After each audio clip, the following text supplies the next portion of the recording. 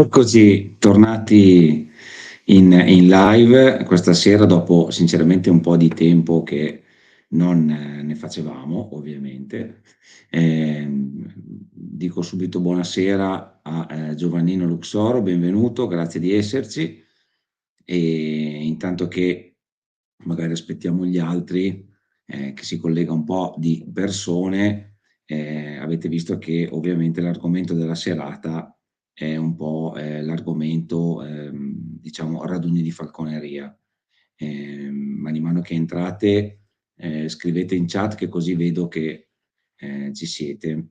Ehm, un argomento che, a cui ci tengo particolarmente, non perché io e Chicco siamo insieme, diciamo, i promotori del Harris Contest, che è questo raduno che è dedicato solo ed esclusivamente alla poena di Harris, ma perché in generale credo che la partecipazione ai raduni sia una cosa comunque importante, ecco, diciamo così, importante per tanti aspetti che vedremo in questa live e poi chiederò anche a voi perché, come mai magari qualcuno di voi non partecipa, tra virgolette, volentieri ai raduni e discuteremo anche di questo argomento.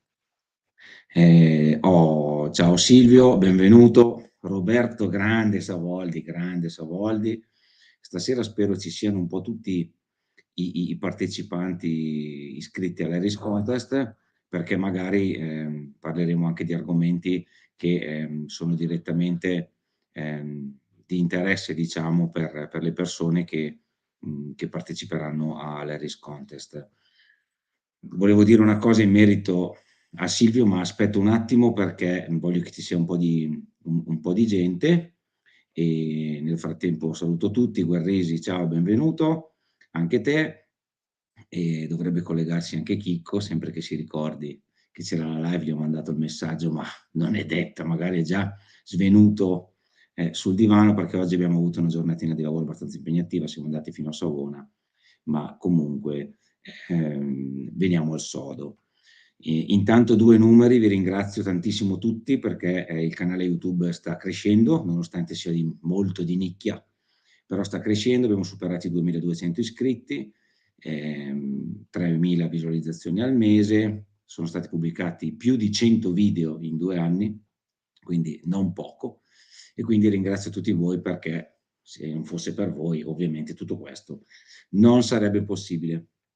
Mi permetto di ringraziare immediatamente Silvio Zanco perché Silvio Zanco, oltre ad essere un carissimo amico e sapete tutti un estimatore della poena di Harris, allevatore e quant'altro, ma devo dire fin dalla prima edizione dell'Harris Contest, quando nessuno ci credeva, lui ci ha sempre sostenuto, ci ha sempre creduto, aiutandoci nell'organizzazione, giudicando la prima edizione e soprattutto quest'anno in modo particolare, nonostante purtroppo non potrà esserci, spero magari che all'ultimo momento ci faccia la sorpresa, ma comunque le ultime sono che non sarebbe riuscito ad esserci, mi dispiace molto, ma devo veramente ringraziarlo di cuore perché quest'anno ha diciamo offerto i trofei per il primo, il secondo e il terzo posto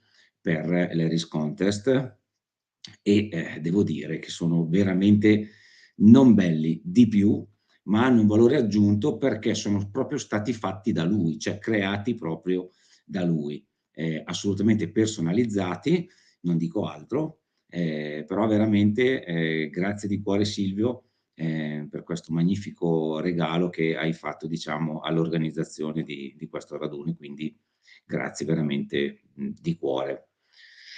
E saluto Alessandro Valenti, buonasera, benvenuto. E quindi comincio un po' a dire la mia in merito a quello che penso dei raduni. Perché è importante partecipare ai raduni? Ma anzi, prima diciamo che so perché magari le persone non partecipano tanto ai raduni oppure non ci vanno volentieri perché È vero, sì Silvia, è vero, perché sono ancora in transito. Speriamo che le poste italiane facciano il loro dovere una volta ogni tanto, magari sarebbe anche apprezzabile, visto che spedire le cose costa anche denaro, e però le poste italiane a volte diciamo che non sono proprio il top, ma comunque questo è un altro argomento, ma sono sicuro che domani arriveranno le coppe. Tornando a noi, perché le persone magari non partecipano volentieri ai raduni, ci sono 1000 motivi credo, poi scrivetemelo, se sbaglio nel dire qualcosa, dite la vostra, non esitate a scrivere e a dire, quello che pensate. Ehm, Però magari le persone non partecipano ai raduni, bah, intanto magari per timidezza, perché comunque: "Ma cosa vado a fare, cosa non vado a fare, poi magari non sono in grado, faccio brutta figura". Allora, questi sono tutti, ragionamenti che ci sta che una persona faccia, ma che io trovo assolutamente sbagliati. Per quanto riguarda, i raduni di falconeria, in genere credo che nessuno sia lì per, prendervi in giro, ridervi dietro, o giudicarvi, niente di tutto questo. Ehm, Nel nostro sicuramente, ma anche negli altri raduni che vengono organizzati un po' in ogni dove, nel nostro soprattutto dove, c'è solo la Poiana di Erris, è stato un raduno creato, diciamo, proprio per valorizzare le caratteristiche di questo rapace, costruito proprio a misura della Poiana di Eris per valorizzarla al massimo. Non deve esserci questa cosa della timidezza, del dire magari faccio brutta figura, perché non esiste, nessuno è maestro, oppure anzi direi che tutti siamo maestri di tutti, perché tutti abbiamo da imparare da chiunque. Quindi non è sicuramente prendendo in giro una persona che la si aiuta a crescere, anzi assolutamente no, perché anche chi fa falconeria da 20 anni è probabile che abbia qualcosa da imparare dalla persona che lo fa da 2 giorni, perché magari quella cosa che quella persona fa e nessuno ci ha mai pensato potrebbe tornare utile. E quindi perché è importante partecipare ai raduni? Ma non tanto perché io ho catturato, tu non hai catturato, io ho fatto un bel inseguimento, tu non hai fatto un bel inseguimento, quelle son tutte cose che lasciano il tempo che trovano a mio avviso. Ma l'importante di partecipare a un raduno l'importanza sono molteplici. 1 la condivisione di una passione. Ciao Francesco, benvenuto. 1 intanto la il condividere una passione che tutti abbiamo nei confronti della falconeria, nei confronti dei rapaci, nei confronti in questo caso, diciamo della Poiana di Harris. E quindi è anche bello, conviviale, e durante questa convivialità sicuramente, c'è possibilità di confronto, un confronto ovviamente positivo, di crescita, di discussione dei vari metodi che uno può utilizzare per fare una cosa piuttosto che per farne un'altra. E quindi a mio avviso credo che i raduni di falconeria, se visti e presi dal punto di vista corretto, come tutti noi dovremmo fare, possono essere un'occasione veramente, molto importante per crescere, perché, come dicevo prima, ci può essere il falconiere che di solito ha la sua poiana o comunque il suo rapace che va benissimo, quel giorno non va bene, perché si sa quando si lavora con gli animali non tutte non tutti i giorni sono uguali. Il bello, diciamo, di questa passione è anche quello, abbiamo a che fare con esseri viventi e per 1000 motivi un giorno un rapace può fare in un modo piuttosto che fare in un altro. Anche il fatto di cambiare posto, il fatto di avere magari un po' di gente intorno può già essere sufficiente per disturbare magari un animale che invece magari è abituato solitamente a stare solo con voi, oppure magari andare a caccia sempre nel solito posto, sempre da soli o magari con il solito amico. E quindi è una possibilità di crescita sia come bagaglio culturale vostro, ma anche come bagaglio di esperienza per il vostro rapace, perché comunque magari un viaggio lungo in macchina che il rapace non l'ha mai fatto, una gestione diciamo in quel giorno, particolare, quindi, ripeto, la macchina, il posatoio, la gente, rumori, posti diversi, e quindi tutto può assolutamente essere visto come una crescita. E giustamente Silvio ci dice poi come ottime motivazioni per partecipare ci metterei che si mangia e soprattutto si beve tanto. Questo è assolutamente vero. Ehm Infatti di solito, ai raduni, anche a questo che noi faremo domenica, si mangia direttamente in riserva di caccia, si mangia bene, si mangia tanto e si beve anche tanto. E quindi siamo tutti molto allegri, e ci si diverte anche ovviamente a tavola. Ma poi ripeto, come dicevo prima, è è importante, è importante. Nessuno deve diventare, un professionista della falconeria, per l'amor di Dio. Però, come in tutte le passioni, come può essere anche qualsiasi altro tipo di hobby, è una passione che possono avere, i raduni comunque, sono visti anche come veramente punto di crescita.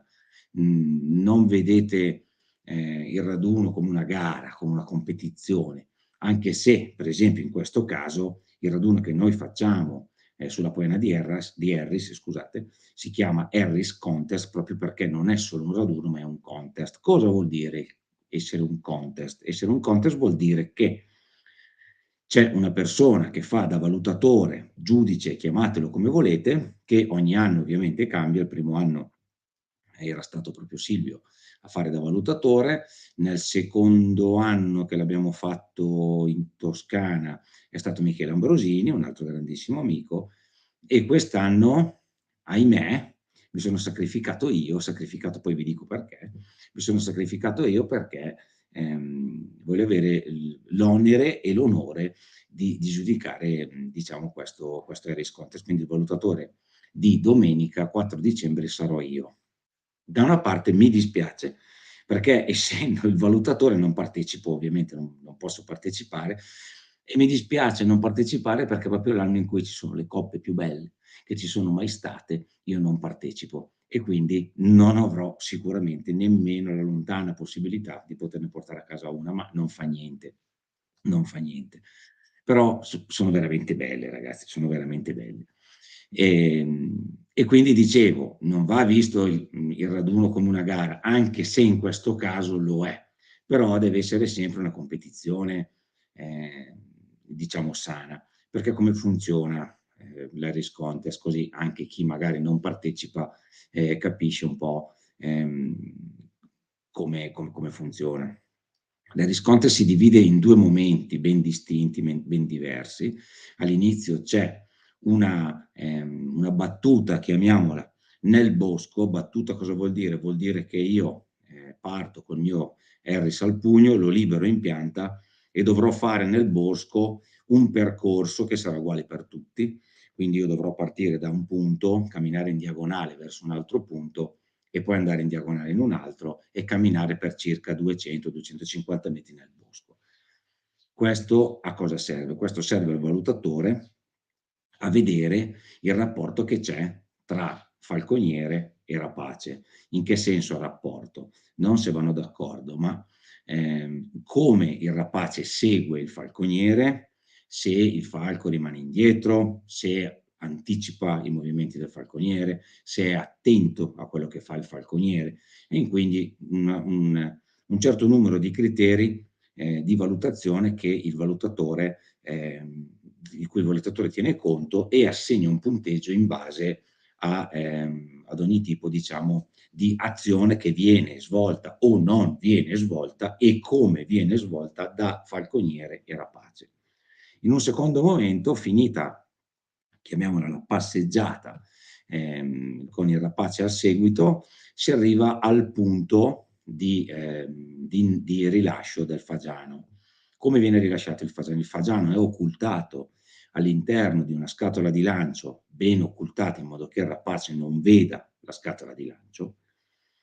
Il telecomando che fa aprire la scatola di lancio quest'anno sarà, ma anche l'anno scorso, sarà direttamente in mano al valutatore, quindi in questo caso io. Intorno al perimetro della scatola di lancio sarà tracciata una linea, ok? Nel momento in cui il falconiere oltrepassa, calpesta, tocca questa linea, senza nessun preavviso il giudice premerà il pulsante e il fagiano verrà lanciato e liberato. Il falconiere perché tanti mi dicono: però sarebbe meglio che ce l'abbia il falconiere il telecomando". Allora, se ragioniamo non cambia nulla, perché avere il telecomando o sapere che quando pesto la riga parte il fagiano, alla fine cambia veramente poco. E quindi cosa succede? Sapendo dov'è la scatola di lancio, il falconiere provvederà, almeno spero, a posizionare il suo rapace nel modo che lui crede sia il migliore, quindi guardando il sole se c'è il sole, il vento se c'è il vento, e la dislocazione degli alberi, la dislocazione di vari posti dove il fagiano potrebbe tentare di volare, e quindi cercare in qualche modo, diciamo, di anticipare un po' quello che succederà dopo la liberazione. Non è semplice, ma si può anche un po' intuire cosa succederà. E in base alla strategia che deciderà di mettere in atto, deciderà di conseguenza dove, come e quando posizionare il proprio Harris, sull'albero in alto, sull'albero un po' più basso, più a sinistra, più a destra, più centrale e via discorrendo. Nel momento in cui il falconiere crede di aver posizionato o pensi di aver fatto tutto il meglio e quindi è pronto, pesta la riga o la oltrepassa e il giudice libera il fagiano. A questo punto può succedere qualsiasi cosa. Può succedere che il fagiano si involi e l'Harris lo guardi volare via per 1000 motivi, perché non si sente a suo agio, perché è alto di peso, perché non sta bene, adesso dico tante cose, però per 1000 motivi potrebbe anche non ingaggiare l'inseguimento, potrebbe ingaggiare l'inseguimento ma mollare l'inseguimento dopo pochi metri, potrebbe addirittura dare una stoccata al volo, non riuscire a trattenere il fagiano e poi smettere l'inseguimento, potrebbe dare la stoccata al volo, non prendere il fagiano ma continuare a inseguirlo, potrebbe dare la stoccata al volo, non prenderlo, continuare ad inseguirlo e poi prenderlo di rimessa anche dopo un inseguimento magari 200-300 metri. In base a tutto quello che succederà e a come il falconiere ha posizionato il rapace e all'azione che farà il rapace, anche qua il giudice andrà a compilare una tabella prestampata di punteggi che assegnerà. Alla fine ogni binomio, cioè ogni falco e falconiere, riceverà un punteggio. Alla fine della giornata verrà stimata una classifica e verranno premiati con dei trofei i primi 5, i primi 5. In più, ai primi 3, dal primo al terzo, verrà consegnata una busta con all'interno un'altra cosa, e a tutti i partecipanti verrà comunque data la classica spilla a cui tutti tengono tantissimo, la spilla, diciamo, del raduno. Questa viene data a tutti i partecipanti. Nella quota di partecipazione è compreso l'ingresso in riserva e la selvaggina. Poi dopo, verso le 13, inizieremo a fare il pranzo. Ah, scusate, non ho salutato Alessandro Valenti, benvenuto, ciao, scusami, stavo parlando, non ho visto il tuo banner.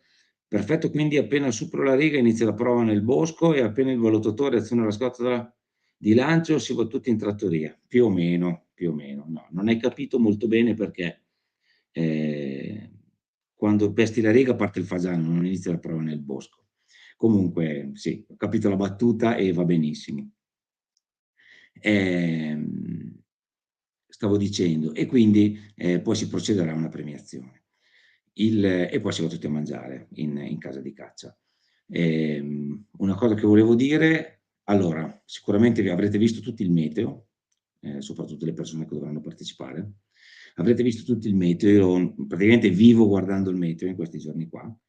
Domani lo ricontrollerò, domani pomeriggio, però per ora a Montodine, che è qua vicino a casa mia, dove si svolgerà il raduno, mette pioggia la mattina presto, quindi diciamo che potrebbe esserci una pioggerella, non proprio diluvio universale, ma una pioggerella fino alle 10, 10 e mezza, e poi dalle 10 e mezza dovrebbe diminuire esponenzialmente la pioggia fino ad arrivare alle 11 e mezza, mezzogiorno, che dovrebbe cessare completamente fino alle ore 20. Ma noi finiremo molto prima perché tanto alle 16:30 si è già buio e quindi dobbiamo già aver finito tutto. Quindi se il meteo rimane così, tra l'altro mi dà 60% di probabilità di pioggia, e non so se siete pratici, ma col 60% di probabilità di pioggia può anche non piovere, perché deve essere anche verso il 70% per avere quasi la certezza che piova. Quindi se rimane così, il raduno verrà fatto, e comunque ho creato una chat con tutti i numeri di telefono di tutti i partecipanti e ovviamente sarete i primi a saperlo, ma se rimane così e non sentite niente, voi partite per venire al raduno. Se c'è qualcosa, comunque sarà mia cura informarvi immediatamente. Come scritto nelle info su Facebook, se il raduno viene rimandato alla domenica successiva. Io ho già guardato e anche la domenica successiva mette brutto tempo. D'altronde la stagione è quella che è. Quindi il mio intento è quello in tutti i modi di cercare di farlo domenica questa, che è la domenica prevista, perché poi rimandarlo diventerebbe veramente difficile. Certo, se il meteo dovesse cambiare e mettere 2 universale, sarebbe impossibile volare. Anche se dobbiamo tenere conto che la prova, il tempo di quando voi siete nel bosco con l'Eris fino a quando andate a fare il rilascio del fagiano per tentare la cattura, di media dura tra gli 8 e i 10 minuti. Quindi alla fine, se piove poco e rimanere sotto una pioggerellina per 10 minuti, il vostro Eris non dovrebbe neanche quasi bagnarsi. Quindi non sarebbe un grosso problema. Però diciamo che mi riservo di dirvelo per certezza domani, perché ripeto, io in questi giorni non faccio altro che guardare il meteo. Il Guerrisi cosa dice? Mi sa che non vengo, mi stai facendo venir paura. Guerrisi, tu devi aver paura. E Guerrisi, lui comincia già da domani a non dormire di notte, lui è bestiale, è bestiale. Poi sa che se non fa bene lo stango, e quindi lui Guarrisi non dorme bene. Ma non dovete avere ansie, non dovete avere ansie, dovete prenderlo, come vi dicevo prima, come un'esperienza, come una cosa piacevole da condividere con le persone che hanno la vostra stessa identica passione. Mantella, stivali e via, tanto in 250 metri, esatto, sì. Potrebbe essere peso per il fagiano, ma il fagiano avrà l'ombrello sopra, quindi il fagiano non si bagnerà. No, scherzo, non avrà l'ombrello il fagiano sopra, però il fagiano sarà abbastanza protetto, perché comunque dentro nella scatola di lancio non dovrebbe inzupparsi tanto. E poi comunque vi dico già che i fagiani di questa riserva sono dei missili, e quindi se un po' si bagna e va un po' più piano, non è, non è male, non è male, non è male. Questi sono veramente dei missili, sti fagiani qua. Tutte le volte che andiamo magari a fare una battuta di caccia lì, i fagiani lì veramente sono veramente velocissimi. Perché ecco, un'altra cosa alla quale noi stiamo molto attenti al raduno dell'Harris Contest, io parlo del raduno che organizziamo io e Chicco, poi gli altri non lo so. Ovviamente, essendo un contest, è importante che tutti abbiano le stesse opportunità, ok? Quindi è per quello che tutti fanno lo stesso percorso, è per quello che tutti hanno un tempo massimo per concludere la prova, che è di 15 minuti, perché tutte le persone devono avere pari opportunità. Ed è anche per questo che tutti i partecipanti, io ho optato per avere tutte femmine, perché la femmina di fagiano, si sa, è più veloce del maschio, però quindi ci saranno o tutte femmine o tutti maschi. Ma ci saranno tutte femmine, perché ho già deciso che saranno femmine. Saranno tutte femmine, perché anche lì non è corretto che a una persona gli capita la femmina e a quell'altro gli capita il maschio, perché la femmina è più veloce del maschio, il maschio è più grosso, insomma, ci sono delle diversità. E questo, essendo un contest, tutti devono avere le pari opportunità. Ovvio, poi una volta che il fagiano viene liberato, il fagiano volerà dove ne ha voglia.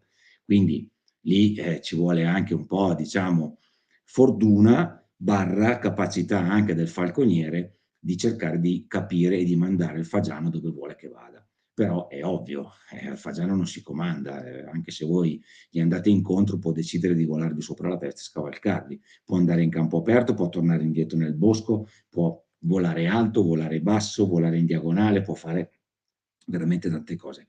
Però quella è una situazione imprevedibile che è giusto che ci sia, perché altrimenti non sarebbe neanche bello se tutto fosse perfettamente calcolabile, ecco, diciamo così.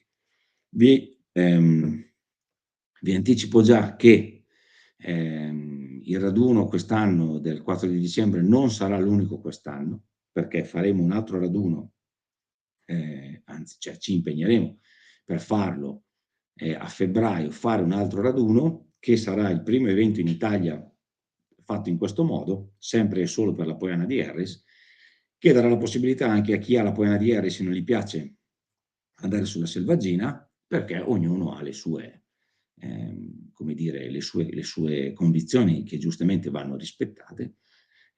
Faremo un raduno a febbraio sulla caccia al coniglio simulata, nel senso che non ci saranno dei veri conigli, anche perché diventa veramente difficile, ma faremo un raduno e una prova con la caccia simulata al coniglio. Come faremo la caccia simulata al coniglio, lo faremo con la traina. E quindi anche lì lavoreremo in campo aperto, dal pugno, su una trainata di circa 350 metri, con dei cambi di direzione, e faremo un raduno dove ci divertiremo un sacco, secondo me, sulla traina. E a questo raduno, che faremo a febbraio, non vi so ancora dire la data, non sono, diciamo che al 90% lo faremo perché ci sono tante cose che devono quadrare. A questo raduno che faremo sulla traina, il vincitore si porterà a casa la traina che usiamo durante l'evento, quindi la traina che è lì in loco, e la utilizziamo per l'evento, poi che è quella che ho fatto io, il Mirko Rizzi la lascerà in regalo e in dono al migliore, e il secondo e il terzo ovviamente avranno anche altri premi, ma anche il quarto e il quinto, perché a me piace sempre premiare più persone possibili, in modo che più persone possibili vadano a casa, diciamo, contente, diciamo, della giornata. E quindi c'è in programma anche questo evento. Magari non dovevo dirlo, ma lo dico, e vi darò certezza al più presto, in modo che ognuno di voi si possa comunque in qualche modo, se non alla traina, ma allenare. Una cosa che già vi dico è che non per forza bisognerà usare il logoro che per esempio utilizzo io, ma le persone che partecipano potranno attaccare alla traina il logoro con cui hanno abituato il proprio rapace. L'importante è che questo logoro non pesi più di un tot di grammi e che non superi determinate dimensioni, perché altrimenti va a inficiare un po' le prestazioni della traina in base a com'è il logoro. Ma questi sono tutti dettagli che poi affronteremo e scriveremo nel regolamento quando ci sarà una data certa. E quindi questo è quello un po' che volevo dire. Se avete domande, dubbi, perplessità, incertezze, curiosità che volete sapere sul raduno che facciamo domenica, o domande su altri raduni, oppure volete dire il perché non avete mai partecipato a un raduno in vita vostra, che non abbiate paura, non abbiate vergogna, tutte le motivazioni sono giuste, perché ognuno è giusto che abbia le proprie motivazioni per dire: "Ma io non vengo ai raduni perché a me di venire ai raduni non me ne frega un cazzo, punto e basta, molto semplicemente. Io sto bene a casa mia e ai raduni non ci vengo, basta." Uno può dire anche quello. Oppure uno mi può dire: "No, guarda, io non vengo ai raduni perché non mi piace fare i chilometri in macchina." Perché c'è anche questa cosa qua. Abbiam fatto la prima edizione qua al nord, e allora quelli del centro-sud ci hanno detto di fare un raduno al centro-sud, perché sennò per loro era troppo lontano. L'abbiamo fatto in Toscana, è andata a finì che in Toscana son venuti quelli del nord. Quelli del centro non son venuti. E quindi quest'anno siamo ritornati ovviamente a farlo al nord, perché fare un raduno in centro Italia per avere la partecipazione di quelli del nord, allora preferisco farlo al nord e non far molta strada a quelli del nord, ecco, diciamo così. Detto questo, vi dico che io per esempio, io e anche Chicco, che facciamo gare con i cani da riporto, cioè non è che si aspetta il raduno di cani da riporto, la gara di cani da riporto che si fa dietro casa per fare una gara o per fare un raduno. Abbiam girato mezza Italia, per non dire mezza Europa, per far gare con i cani, quindi voglio dire, nel limite del possibile, uno una volta all'anno si può anche spostare, magari fare qualche chilometro in più per partecipare magari a una cosa che gli può interessare e che gli possa piacere. Tra l'altro so che non ve ne frega niente, ma lo dico lo stesso. Domenica scorsa Chicco alla finale nazionale di riporto è arrivato primo nella sua categoria col suo cane e io sono arrivato secondo nella mia categoria con il mio cane. E quindi, come vedete, le passioni portano a girare, andare, a fare. Ma vi posso garantire che, il confrontarsi, non riesco più a parlare, con altre persone che hanno la stessa passione e tutto quanto, e uscire un po' dal proprio orticello di casa, può servire veramente, veramente tanto. Per esempio, quando è stato 2 settimane fa a Guerrisi, c'è stato il raduno al quale tu e Chicco siete andati, io non ho potuto non son potuto andare perché dovevo tenere a battesimo la bambina di un mio carissimo amico e quindi non sono potuto andare, m'è dispiaciuto veramente tanto. Però, credo che sia Mirko Guerrisi che Chicco, che erano a questo raduno, abbiano visto tante cose e sicuramente hanno portato a casa qualcosa vedendo le altre persone. Avranno portato a casa, dove devono migliorare, su cosa possono, lavorare, poi avranno portato a casa quello che ovviamente bisogna evitare di fare, però sono tutte cose, veramente veramente importanti, perché comunque il confronto, basta vedere nel suo piccolo quello che fa il canale YouTube, no, il mio canale YouTube nel suo piccolo, senza avere pretese, ma semplicemente io facendo vedere quello che io faccio, magari tante persone si sono appassionate un po' di più. Tante persone vedo che mi scrivono in privato perché si interessano a voler cercare di magari migliorare una cosa piuttosto che un'altra. Questa cosa mi fa veramente piacere. Una cosa a cui ci tengo a dire è che il mio canale YouTube non è un videocorso di falconeria, assolutamente no. Non ha la pretesa di insegnare niente a nessuno, ma semplicemente, io metto dei video per far vedere quello che io faccio, sia quando sono in addestramento, sia quando, magari faccio le mie uscite a caccia.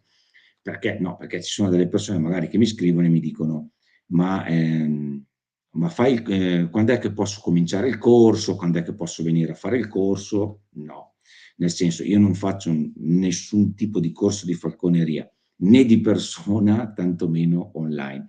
Mhmm, 1 perché non mi sento all'altezza e 2 perché non avrei neanche il tempo per farlo, perché quel poco tempo che mi rimane dopo il lavoro, dopo il gestire tutti gli animali che ho e dopo la mia famiglia anche ovviamente, preferisco magari utilizzarlo per andare a lavorare col cane, o piuttosto andare a caccia con rapace, ecco, tutto lì. Quindi corsi di falconeria non se ne tengono assolutamente. Per fare corsi di falconeria, dovete andare verso altri lidi e non confondete il canale YouTube come un corso di falconeria online, perché non lo è assolutamente. Detto questo, se avete domande da fare in merito, a qualsiasi cosa, tranne che i corsi di falconeria, fatele pure, fatele. Mi sa che Chicco si è addormentato sul divano, perché se no almeno scriverebbe un messaggio. Fatemi guardo solo un attimo. Sì, non ha visto neanche il messaggio, quindi credo che sia svenuto, ma non importa. Se avete qualche domanda, ragazzi, Guerrisi, non hai niente da chiedere? È impossibile che non hai niente da chiedere, Guerrisi. Sei lì terrorizzato dalla paura. Speri che piova così non facciamo il raduno, Guerrisi? Speri che piova così non vieni? Così dormi bello tranquillo, eh? No, dai, speriamo che si possa fare, perché altrimenti diventa veramente un casino. Spostarlo anche solo di un weekend, diventa veramente, come dire, mhmm, diventa veramente un casino. E quindi speriamo di no, speriamo proprio di no. Tra l'altro in concomitanza non è voluta la cosa perché non ci si fa la guerra tra raduni.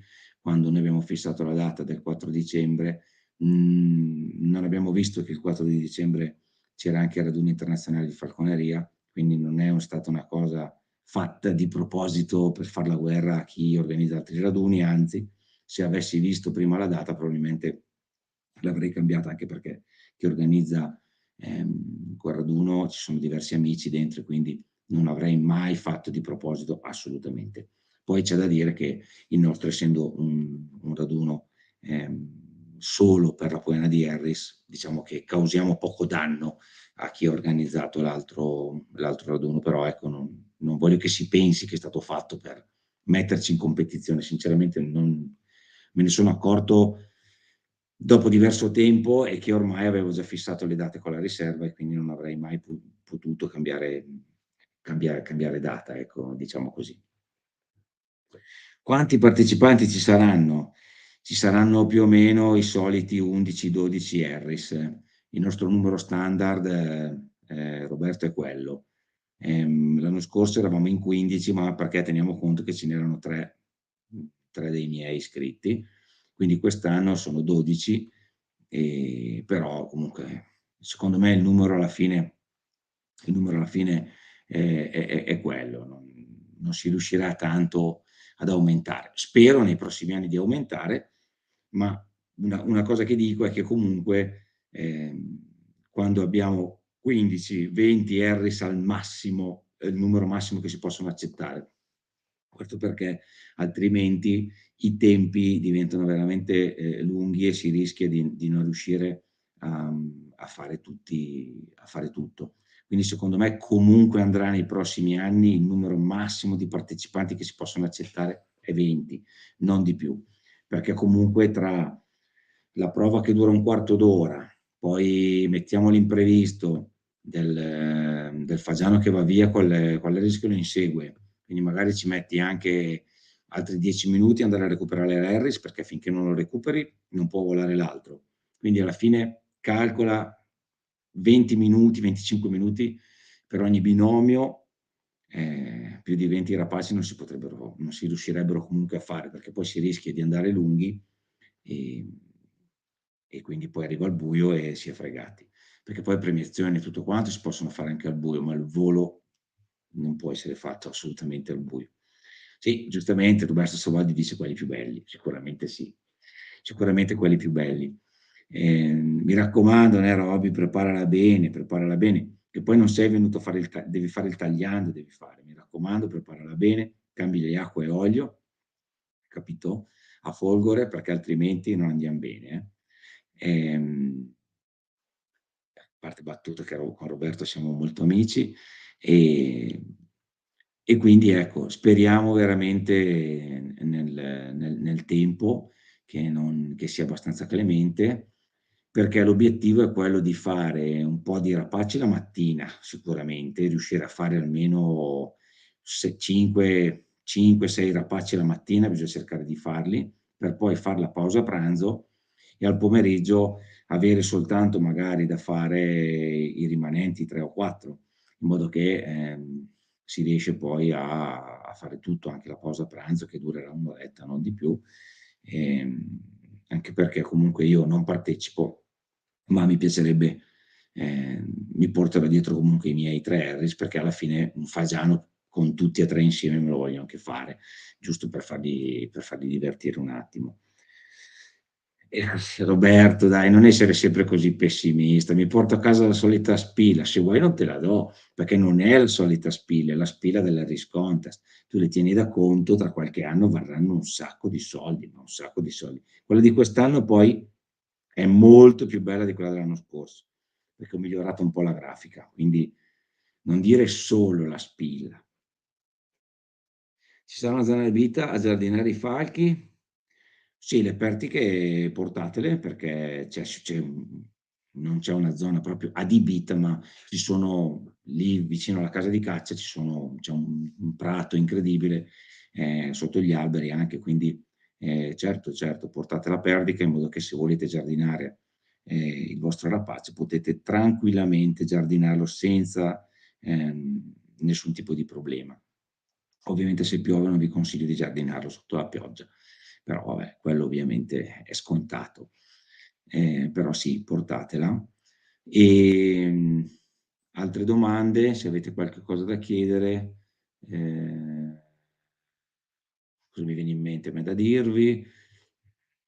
Vabbè, niente, che comunque tutti i vostri aerei sono inanellati, c'è già il numero dell'anello dall'iscrizione che avete fatto e si vola uno alla volta e mentre una persona sta facendo la prova non devono esserci Harris al pugno di nessuno, nessuno deve andare in giro con la propria polana al pugno mentre il falconiere sta facendo la prova. quelli che sono a giardinare alla casa di caccia potranno anche rimanere a giardinare alla casa di caccia, perché tanto comunque la prova si svolgerà non vicino alla casa di caccia, anche perché vicino alla casa di caccia ci sono anche le voliere dei fagiani e quindi non è il caso di far volare gli aerei lì vicino, perché si sbatterebbero sulla rete per cercare di prendere i fagiani dell'allevamento. Però ecco, durante la prova nessuno può avere l'Harris al pugno.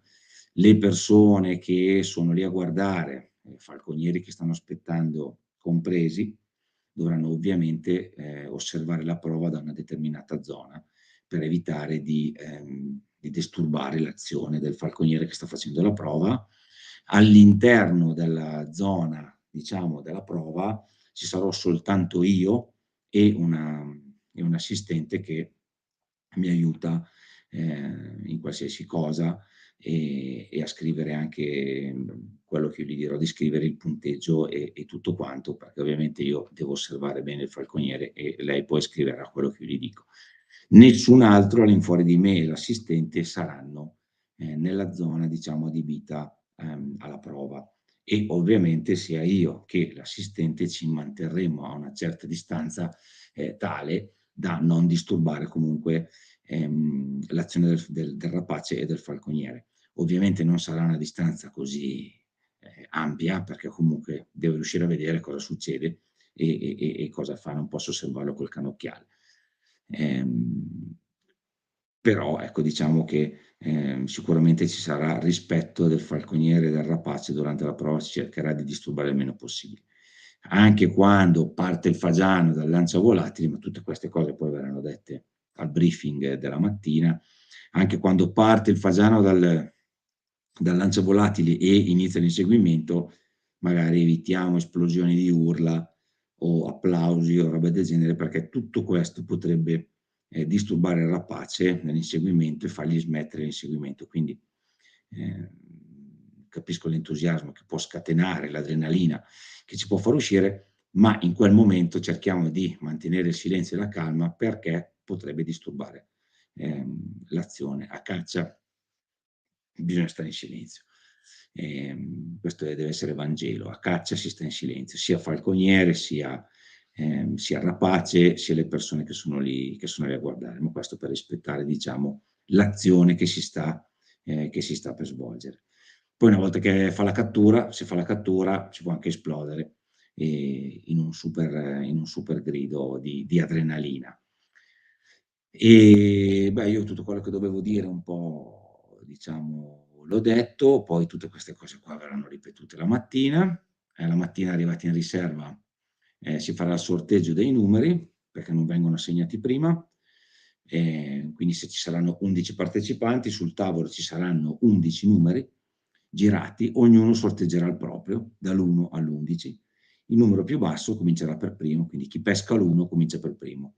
Però viene assegnato, diciamo, dal fato, ed è giusto che sia così, perché si sa che il primo può essere avvantaggiato, ma può essere anche svantaggiato, perché di solito il primo è svantaggiato, nel senso che non ha possibilità di vedere cosa fanno gli altri e come gestiscono la cosa gli altri. E quindi di solito il primo è quello, diciamo, un po' più svantaggiato, ecco, diciamo così. Io di default gli darei il numero 1 al Guerresi, però non si può, adesso sto scherzando, però è giusto che come si fa nelle gare di caccia con i cani, il numero di inizio si sorteggia e quindi è il fato che assegna chi deve cominciare. Ovviamente chi avrà 2 rapaci iscritti, se sorteggia il 6 e con l'altro rapace sorteggia il 7, gli verrà fatto fare un altro sorteggio, perché ovviamente uno non può avere il 6 e il 7, perché questo cosa vuol dire? Vuol dire che intanto che lui va con un rapace che è il numero 6, poi toccherebbe ancora lui con l'altro rapace che è il numero 7, si perderebbe un sacco di tempo, perché dovremmo aspettare che torni, che metta via il rapace, che prenda quell'altro. E quindi magari se questo succede gli viene assegnato magari un altro numero in modo che in mezzo ci sia un altro rapace, in modo che il falconiere che ha 2 rapaci, per esempio Guerrisi ne ha iscritti 2 e Chicco ne ha iscritti 2, abbiano il tempo di fare il cambio del rapace e prendere l'altro, in modo che non si perde tempo.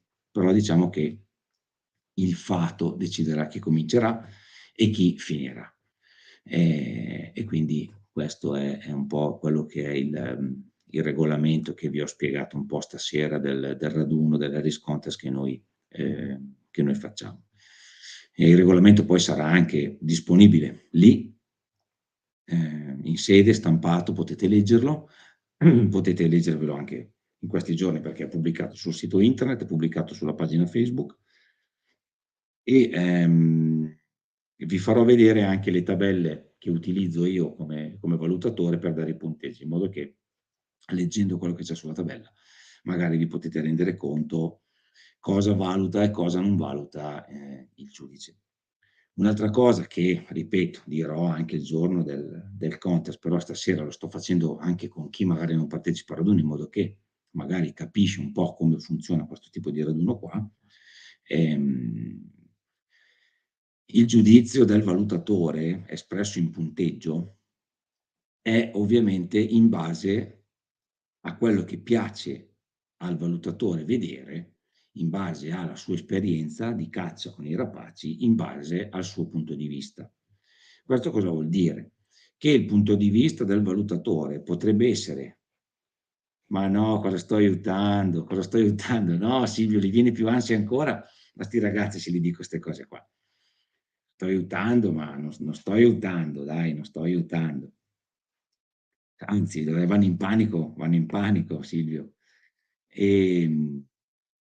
Stavo dicendo che il punto di vista del valutatore non è che per forza sia il vostro, cioè nel senso, ai vostri occhi potrebbe essere che per voi il vostro rapace ha fatto una cosa perfetta, meravigliosa, poi andate a vedere il punteggio 2 e uno si incazza, magari dice: ma come 2?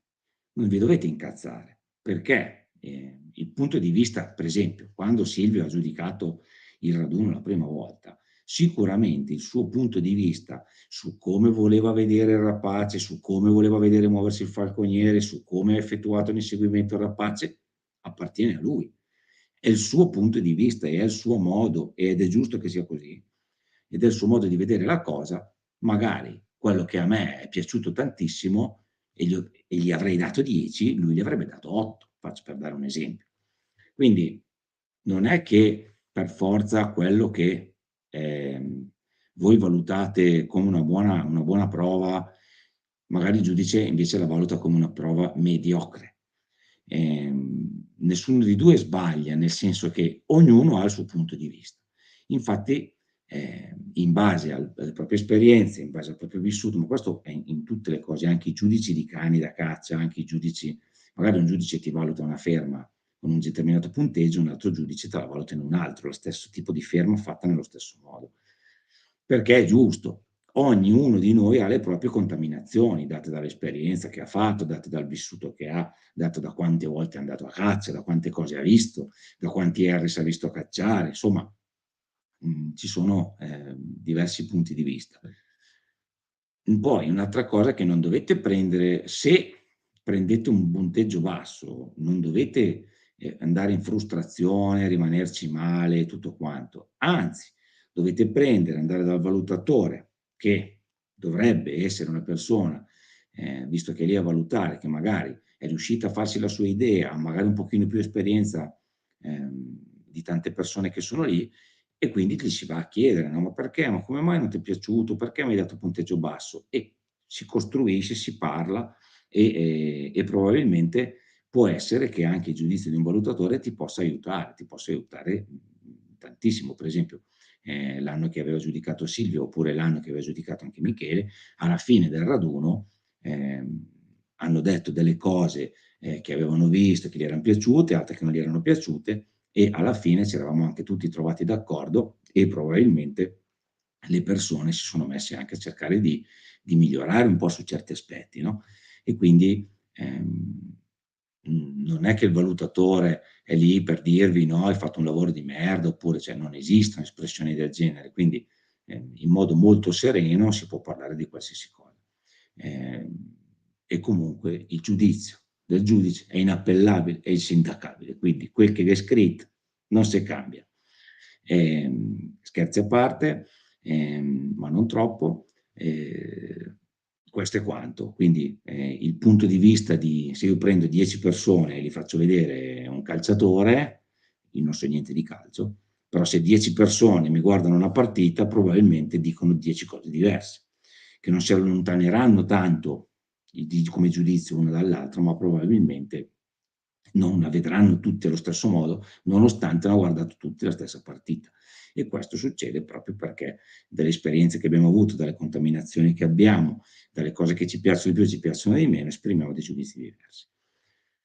Punto e basta. Ci sarà eventuale spareggio? No, no. Abbiamo anche l'anno scorso alla fine non li abbiamo fatti, nel senso che si potrebbe fare lo spareggio sulla quaglia,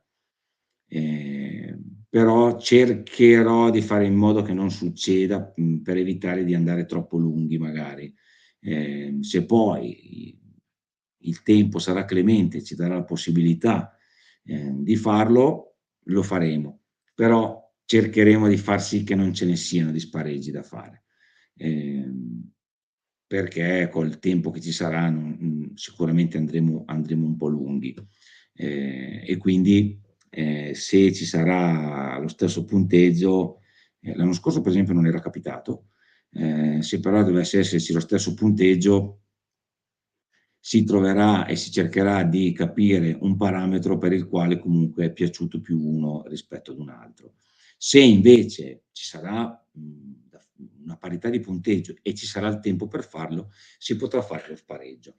L'eventuale spareggio, Guarrisi, non mi devi chiedere perché ora ci si trova, devi andare sul sito a leggere, Guarrisi, e io non ti mando più il link di niente perché ce lo devi trovare sto sito. Vai sulla pagina Facebook Italian Harris Contest, c'è scritto a che ore ci dobbiamo trovare, anche perché io sinceramente adesso non me lo ricordo. Comunque, intanto che parlo, guardo sul telefono e te lo dico subito.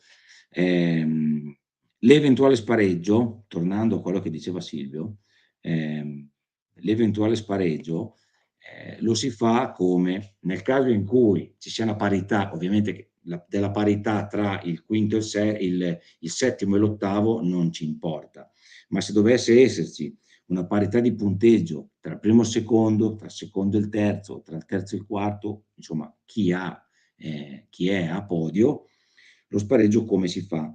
Lo spareggio si fa utilizzando un altro inseguimento, senza però fare la battuta nel bosco, semplicemente la persona con l'Harris al pugno cammina nel campo e viene rilasciata una quaglia.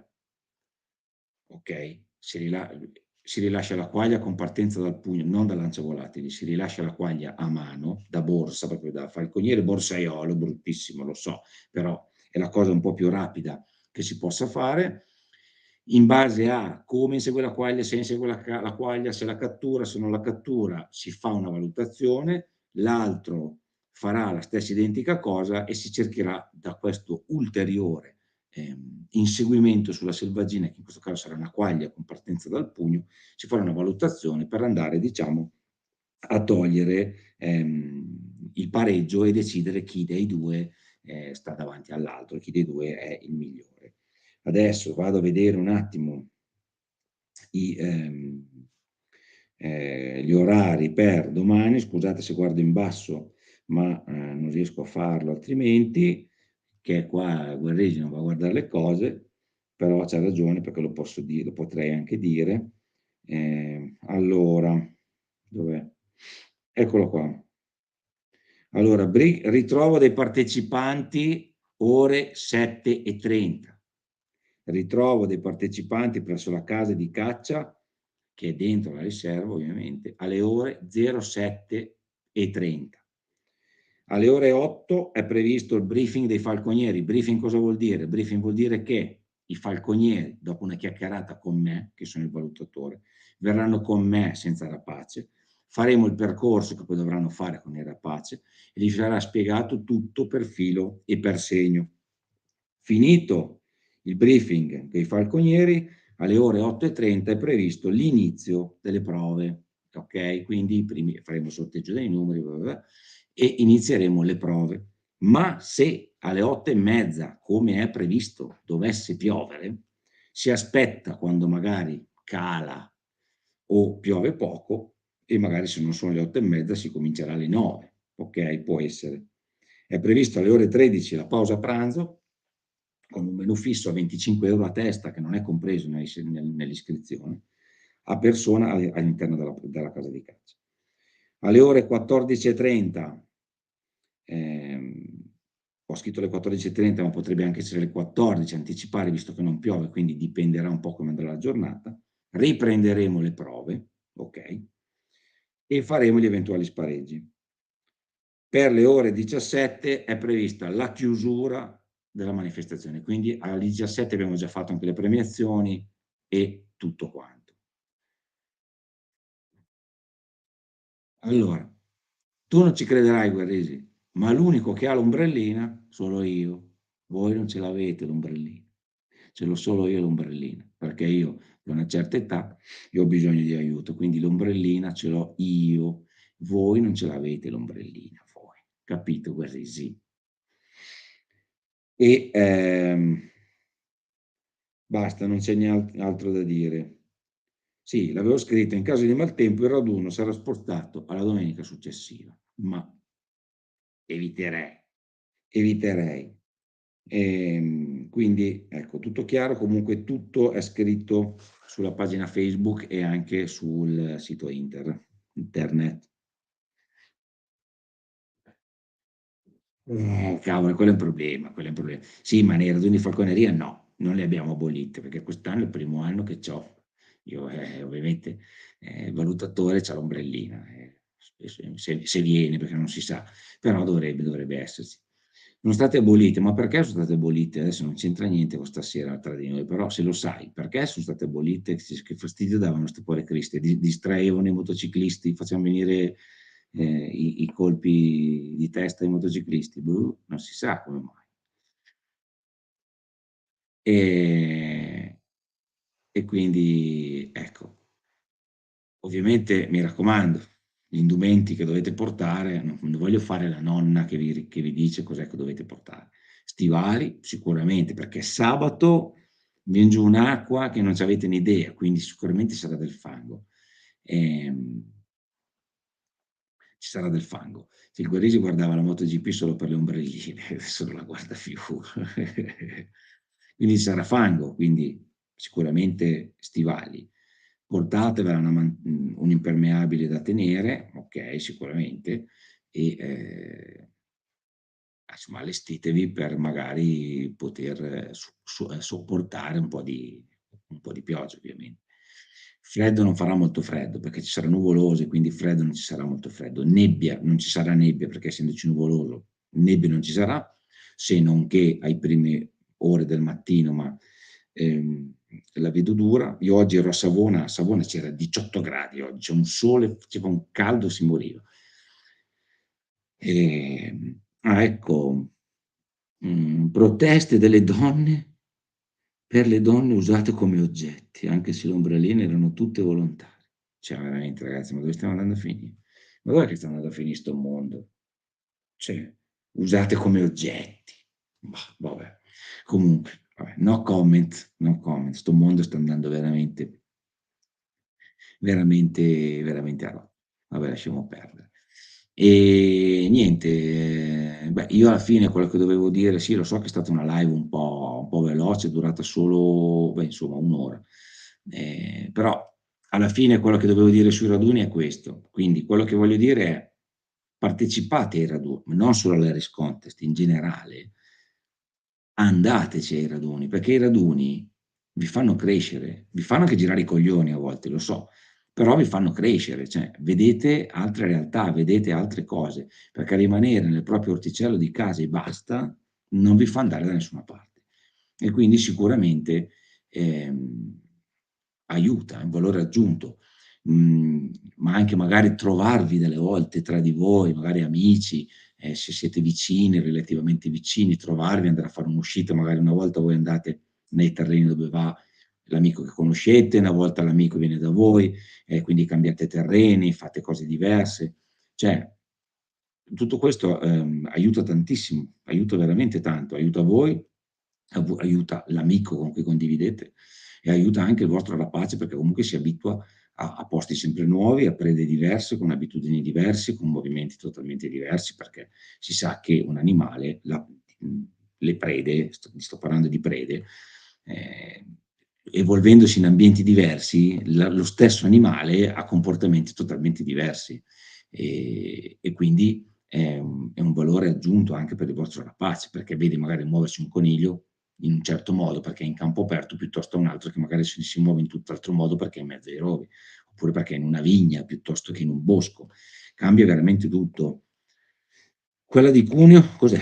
Quella di Cuneo è stata una bella esperienza. Poi ci conosce tanta gente, esatto, vedi per esempio il raduno a cui Guarresi è andato a Cuneo, è stata una bella esperienza e ha conosciuto diverse persone, cioè, ha passato una bella giornata e in più sicuramente ha imparato tante cose vedendo le altre persone e facendole in posti diversi. Prima o poi arriverà qualcuno dall'estero a partecipare. Magari, magari. E infatti, vabbè, ormai Savoldi me l'hai tirata fuori, la dico. Aspetta, però prima vediamo cosa dice Silvio. L'unica cosa brutta dei raduni è che si perdono giorni di caccia vera, ma almeno sicuramente si trova una preda. Certo, ma il raduno va visto, cioè secondo me più che come una giornata di caccia, ovviamente va visto più come una giornata di training, una giornata di allenamento. Sicuramente sì, ma infatti domenica c'è questo raduno qua, io poi dopo, mercoledì, io e Chico, non diteglielo a Silvio, perché dopo lui si arrabbia quando dico queste cose qua. Ci hanno invitato me e Chico in questa riserva, non dico dove, nel Pavese, una riserva di non so quanti ettari, dove c'è così di fagiani, così, così, cioè va uno sopra l'altro, e la contessa ci ha invitato ad andare a caccia in questa riserva dove fai 10 passi parte un fagiano, 10 passi parte una pernice, 10 passi parte una starna, c'è una roba proprio. E quindi quelle sono giornate veramente belle, come giusto per dire quello che diceva Silvio, no? Però anche il raduno in sé va visto un po' anche come una situazione di allenamento, di training, no? Che comunque male non fa per niente assolutamente. Ma tornando a quello che diceva Roberto Savoldi, che mi stava tirando fuori dalla bocca, prima o poi arriverà qualcuno dall'estero a partecipare.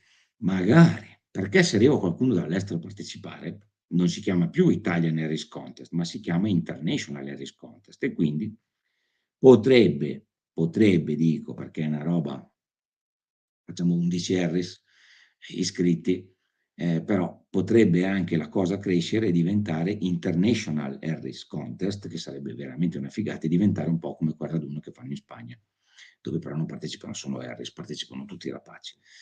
Il nostro, diciamo, il Zanco mi manda giustamente a quel posto perché andremo a fare questa cacciata qua. Comunque,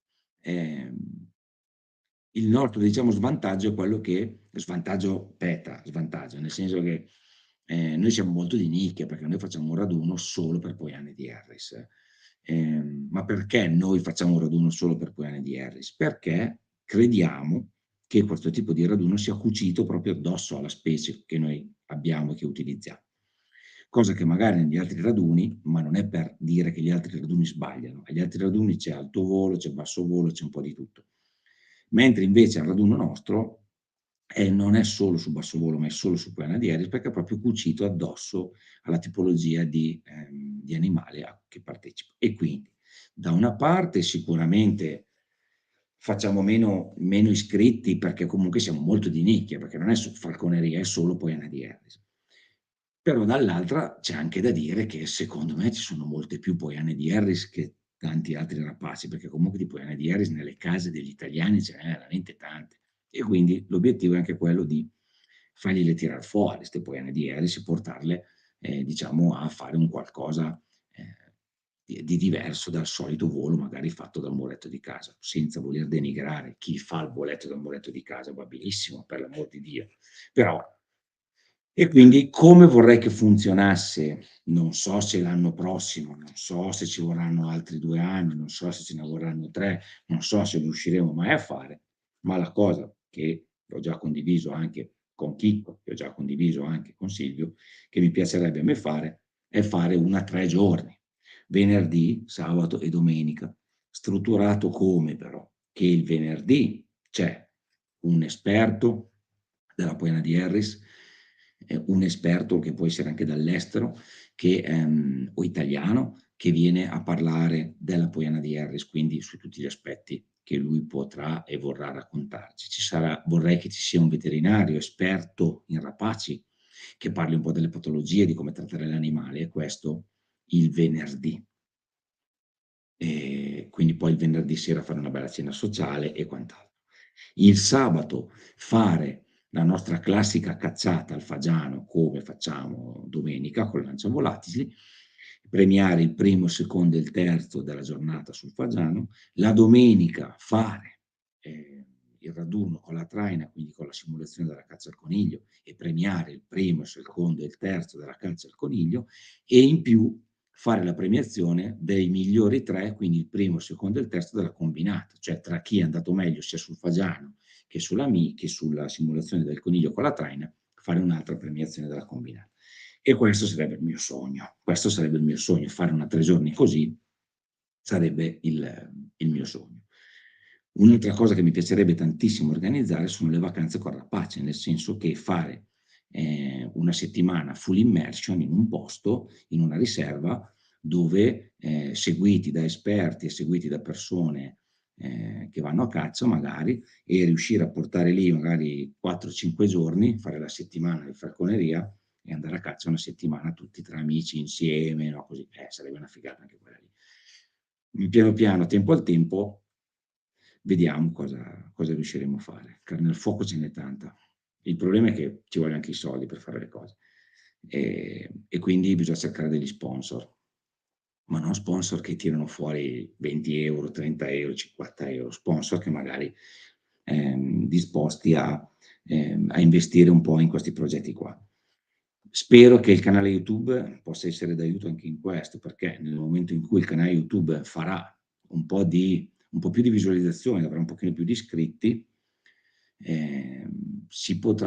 potrò anche pensare di utilizzare il canale YouTube per brandizzare determinati prodotti, ricavare un qualcosa in denaro, e questo che viene ricavato in denaro dal canale YouTube non usarlo io, ma investirlo ovviamente nel fare magari queste tipologie di raduni, e quindi avere da parte magari 2 soldini per riuscire a fare. Se poi riesco a trovare magari qualche sponsor, meglio ancora, perché purtroppo, per fortuna, per fare 'ste cose, sì, ci vuole fantasia, ci vuole l'impegno, ma ci vogliono anche i soldi, perché tante cose senza quelli non si riescono a fare. Comunque vabbè, ehm e buona lì. Quindi, prima o poi Roberto arriverà, sì, qualcuno dall'estero.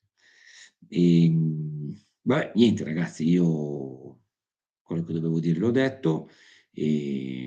Ho creato sul telefono un broadcast di WhatsApp.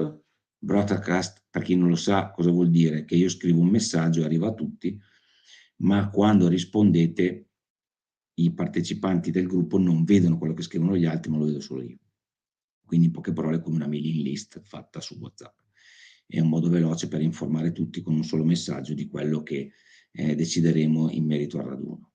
Se non sentite niente, voi sabato o domenica mattina partite alle 7:30, vi aspetto tutti in riserva per passare una bellissima giornata tutti insieme. Sarà mia cura tenere una spilla, ovviamente mi sembra il minimo, da dare a Silvio, che ringrazio ancora per sponsorizzare questo evento qua, avendo fatto con le sue mani questi meravigliosi trofei che vedremo a breve sicuramente. Sarà mia cura ovviamente filmare con la mia GoPro tutte le azioni di caccia di tutti, in modo che così in caso di contestazione avremo anche la moviola in campo. Scherzo, non per quello, però filmerò tutti voi che partecipate, tutti voi che farete la vostra prova, in modo che poi farò il solito video il solito montaggio e metterò online, sul canale YouTube tutta la giornata delle Harris Contest, in modo che anche chi non è potuto anche chi non è potuto venire vedrà un po' come si è svolta, diciamo, la giornata dall'inizio della mattina fino alle premiazioni della sera. Niente, se non avete più domande o non avete niente da chiedere, ne approfitto per dire a Savoldi che ho prenotato il pranzo sia per lui che per la moglie, perché Alessandro viene con la moglie, quindi ho prenotato anche per loro 2 pranzi. Correggimi se ho sbagliato, se ho fatto bene, però io ho fatto così. Poi vabbè, se mogli non ci sono non è un problema, 2 persone in più, 2 persone in meno, sicuramente non fanno problemi, per il pranzo in riserva. Detto questo, credo di aver detto tutto, un po' vi ho aiutato, un po' vi ho messo agitazione a chi parteciperà, ma fa parte del gioco. L'importante è che ci troviamo per divertirci. Ok, perfetto, grazie Roby che mi hai confermato che ho fatto tutto giusto. E niente, qualcuno di voi lo vedrò domenica, qualcun altro prima o poi ci beccheremo da qualche parte e niente. Auguro a tutti una buona serata, una buona notte. Io adesso vado a letto perché domani mattina mi alzo presto.